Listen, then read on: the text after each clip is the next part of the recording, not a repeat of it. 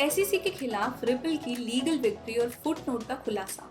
Crypto industry में मचा रहा है हलचल और एक बहुत बड़ी purchase which will enable Ripple to expand its services by great margin. This is your All Coinbase News.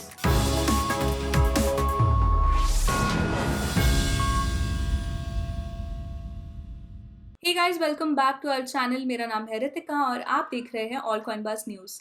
Video start करने से पहले प्लीज मेक श्योर कि आप हमारे चैनल को सब्सक्राइब करें ताकि आपको मिल पाए all the buzzworthy updates and insights that you will be needing to stay out of the game. और एक बार फिर से मैं रिपीट करती हूँ कि ये फाइनेंशियल एडवाइस बिल्कुल भी नहीं है and we wish you nothing but the best for all your crypto ventures. तो दोस्तों, रिपल ने एसईसी के खिलाफ फाइनली एक जीत हासिल की है। उन्होंने सक्सेसफुली एजेंसी के हिनमैन स्पीच डॉक्यूमेंट्स को सील करने की मांग को अपोज किया है। इसमें 4 साल पहले के एसईसी डायरेक्टर विलियम हिनमैन के थ्रू दी गई एक स्पीच से जुड़ी अंदरूनी ड्राफ्ट्स और ईमेल शामिल है।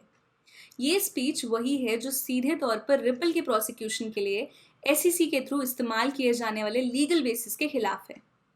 रिपल के सपोर्टर्स का ये कहना है कि ये स्पीच साबित करता है कि एसईसी ने at the time of the speech ether को एक सिक्योरिटी की तरह कंसिडर नहीं किया था। रिपल के वकीलों ने हिनमैन के नतीजों के बारे में और जानकारी हासिल करने की कोशिश की है, as it could impact the classification of XRP। हाल ही में अपनी फाइलिंग में एसईसी ने कॉन्फिडेंशियलिटी की जरूरत को जस्टिफाई करने की कोशिश की। एजेंसी ने दावा किया कि ये डॉक्यूमेंट समरी जजमेंट मोशन से इररिलेवेंट है और इनका डिस्क्लोजर करने से एजेंसी के इंटरेस्ट को नुकसान पहुंच सकता है। रिपल के सीईओ ब्रैड गार्लिंगहाउस इस फैसले पर काफी खुश है। उन्होंने ट्वीट किया, ट्रांसपेरेंसी के लिए एक और जीत। बिना रिडक्शन के हिनमैन ईमेल्स जल्द ही सबके लिए अवेलेबल होंगे। Stay tuned as the lawyers work through the mechanics to make that happen. साथ ही साथ प्रो XRP वकील जॉन डीटन ने रिपल की कानूनी डॉक्यूमेंट में एक फुटनोट पर ध्यान अट्रैक्ट किया है, जिसमें उन्होंने दावा किया है कि XRP की बात एसईसी के स्टाफ के बीच हिनमैन स्पीच से पहले की गई थी। ये खुलासा रिपल और एसईसी के बीच चल रहे ऑनगोइंग लॉसूट पर सख्त असर डाल सकता है। शुरुआत में एसईसी ने दावा किया था कि XRP की सेल एक अनरजिस्टर्ड सिक्योरिटीज ऑफरिंग है, जबकि रिपल ने दावा किया कि हावी टेस्ट के हिसाब से XRP सिक्योरिटी ट्रांजैक्शन लेन देन के क्राइटेरिया को पूरा नहीं करती है। इस फुटनोट को, जो एक थर्ड पार्टी सोर्स के थ्रू दी गई जानकारी होने की उम्मीद है, में कहा गया है कि हावी एनालिसिस के सभी एलिमेंट्स को XRP पूरा नहीं कर सकता। अकॉर्डिंग टू डीटन, ये XRP की क्लासिफिकेशन के बारे में एसईसी के अंदरूनी चर्चों को कंफर्म करता है। हाँ, एसईसी ने अभी तक ऑफिशियली बयान नहीं किया है कि XRP के बारे में अंदरूनी चर्चा हुई थी या नहीं, लेकिन डीटन ने बताया है कि जून 2018 में XRP बिटकॉइन और इथेरियम के बाद तीसरी सबसे बड़ी क्रिप्टो करेंसी थी। उन्होंने इससे सजेस्ट किया है कि कुछ लोगों के माने तो एसईसी के अंदर XRP को बिटकॉइन और इथेरियम की तरह ही ट्रीट करना चाहिए। डीटन ने इस बात पर जोर दिया है कि कंफर्मेशन XRP होल्डर्स के पुराने दावों से मिलता जुलता है।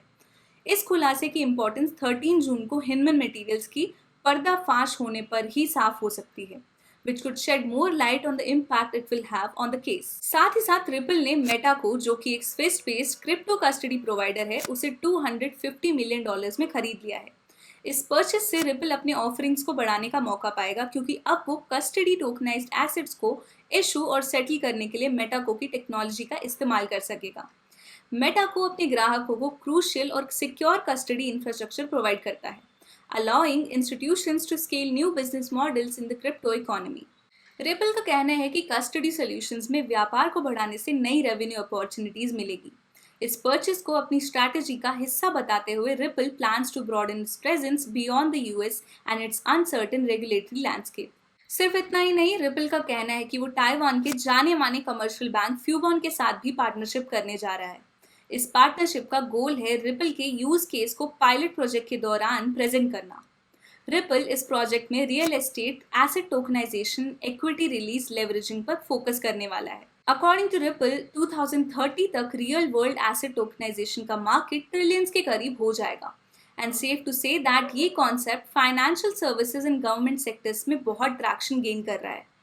वेल, हमें अब इंतजार रहेगा जून 13 का फॉर द हिनमैन मटेरियल्स, जिससे इस पूरे मामले पर और भी डिटेल में चर्चा हो पाएगी। वेल, आज के लिए इतना ही guys. Thank you so much for tuning in with us and please don't forget to subscribe our channel. Bye.